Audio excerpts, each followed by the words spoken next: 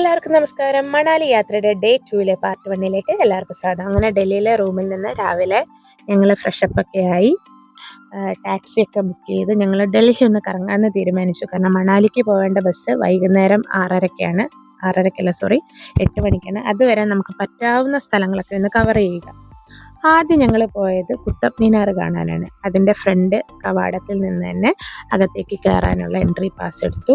ഇന്ത്യൻസിന് വേറെ, 4 റീജിയൻസിന് വേറെ ചാർജാണ്. 4 റീജിയൻസിനാണ് നല്ല എമൗണ്ട് ഉള്ളത്. ഒരു 600 ഒക്കെ വരുന്നുണ്ട് ഒരാൾക്ക്.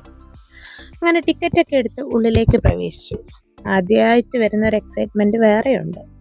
പണ്ട് സോഷ്യൽ സയൻസിൻ്റെ ടെക്സ്റ്റിൽ മാത്രം കണ്ടിട്ടുള്ള ഒരു സാധനമാണ് നേരിട്ട് കണ്ടുകൊണ്ടിരിക്കുന്ന കുത്തബ് മിനാർ. അതിൻ്റെ ടെക്സ്റ്റിൽ മാത്രമല്ല, നമ്മൾ വീഡിയോസിലൊക്കെ കണ്ടിട്ടുണ്ട് എങ്കിലും നേരിട്ട് കാണുമ്പോൾ ഒരു രസമല്ലേ. അങ്ങനെ അതിനെ പിടിച്ച് ഒരു ഫോട്ടോ ഒക്കെ എടുക്കാനുള്ള ഒരു ശ്രമമാണ് ഇപ്പോൾ കണ്ടത്. ആ കാണിച്ചിരിക്കുന്നതൊക്കെ അതിൻ്റെ അകത്തൂടെയുള്ള ഒരു റൂട്ട് മാപ്പും അത് എന്നാണ് പറഞ്ഞതെന്നും ആരൊക്കെയാണ് എന്തൊക്കെയാണെന്നൊക്കെയുള്ള ഒരു ഡീറ്റെയിൽ ആണ് ആ ഒരു ബോർഡ്.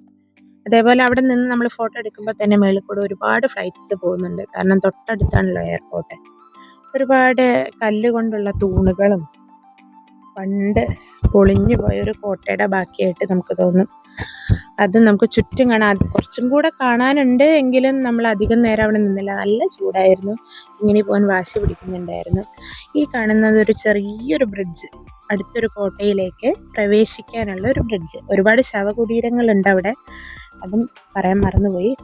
നമ്മൾ ആ കോട്ടയിൽ അകത്ത് കയറുമ്പോൾ അവരുടേതായ ലിപിയിൽ കുത്തിവെച്ചിരിക്കുന്ന ഒരുപാട് കാര്യങ്ങളുണ്ട്. നമുക്കത് വായിക്കാൻ കഴിയില്ല എന്നുള്ളതേ ഉള്ളൂ. ഒത്തിരി ചിത്രപ്പണികളും എന്താ പറയുക, അതിനെക്കുറിച്ച് കൂടുതൽ അറിയാവുന്നവർക്ക് അതിനെപ്പറ്റി അറിയായിരിക്കും.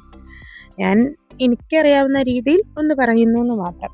ആ കാണുന്ന താമരയുടെ ആകൃതിയിലുള്ള മനോഹരമായിട്ട് കുത്തിവെച്ച ഒരു കവാടാണ്. കുറേ കൽത്തൂണുകളും കൽപ്രതിമകളും ഉണ്ട് അവിടെ. ഒരുപാട് തത്തയും പ്രാവും ഒക്കെ ഉണ്ട് അവിടെ. നല്ല രസമാണ് കാണാൻ.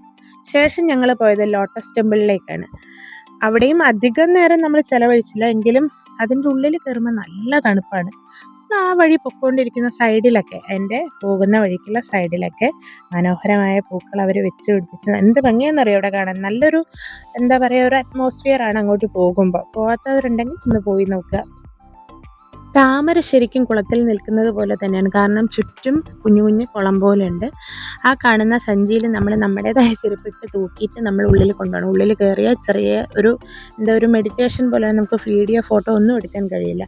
അപ്പോൾ ഇനിയും ഇതിൻ്റെ വീഡിയോ കണ്ടിന്യൂസ് എല്ലാവരും കാണുക. വീഡിയോ ഇഷ്ടപ്പെട്ടെങ്കിൽ ലൈക്ക് ചെയ്യുക, ഷെയർ ചെയ്യുക, സബ്സ്ക്രൈബ് ചെയ്യുക. അപ്പോൾ എല്ലാവരും കാത്തിരിക്കുക അടുത്ത വീഡിയോയ്ക്ക് വേണ്ടി.